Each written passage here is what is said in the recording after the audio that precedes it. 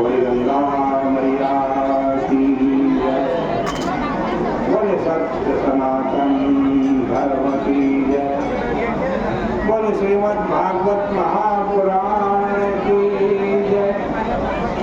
पतित पावनी संकटहारिणी मंगलकारी मोक्षदायिनी माता मैया का पवित्रतम तीर्थ अर्पित ब्रह्मकुंड है।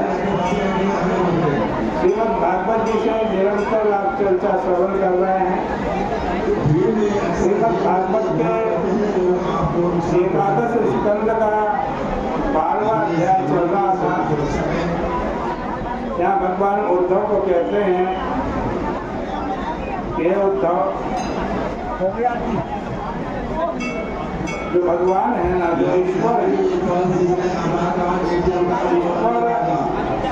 माया से प्रपंच के रूप में भाग रहा है, प्रपंच के रूप में दिखाई दे रहा है, जिसमें आकार का और होने का धर्म है, जो जीव जिस सूचना प्रसारण अविद्या के कारण अपने आप को कर्ता और भोक्ता मानता है,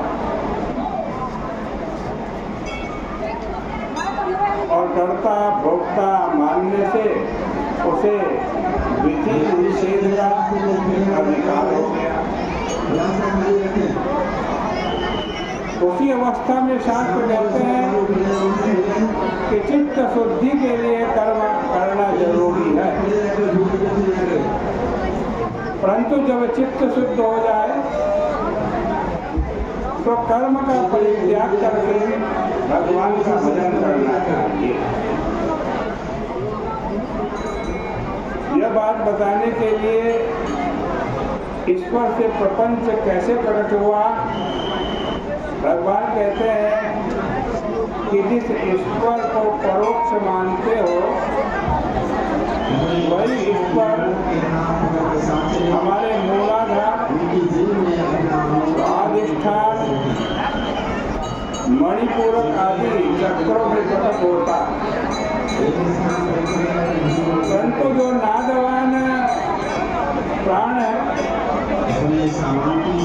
उसके सहित आधार चक्र में प्रवेश हुआ,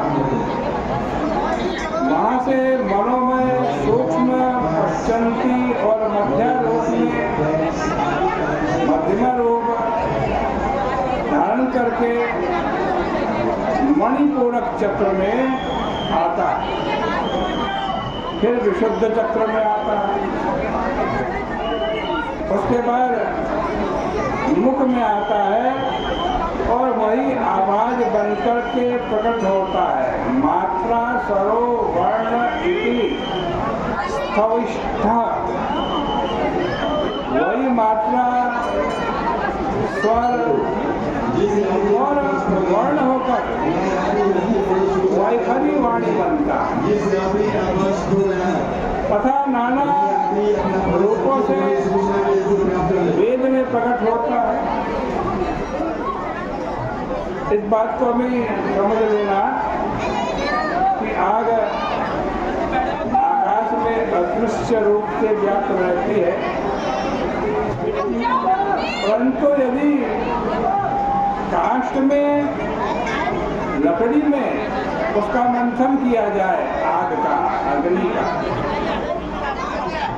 तो वह पहले सूक्ष्म रूप में आता है, फिर चिंगारी निकलती, उसके बाद लपट पैदा हो जाती। ठीक इसी तरह ईश्वर की क्रमिक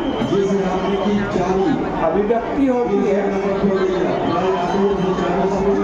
केवल जीव में ही ईश्वर शब्द के रूप में प्रकट हुआ, ये बात नहीं। वह सभी इंद्रियों में प्रकट है, वाणी में, हाथ में, पाद में, गुदा में, घ्राण में, रस में, दृष्टि में, स्पर्श में, श्रवण में, मन में, बुद्धि में, अहंकार में, सारे प्रपंच में परमात्मा प्रकट है।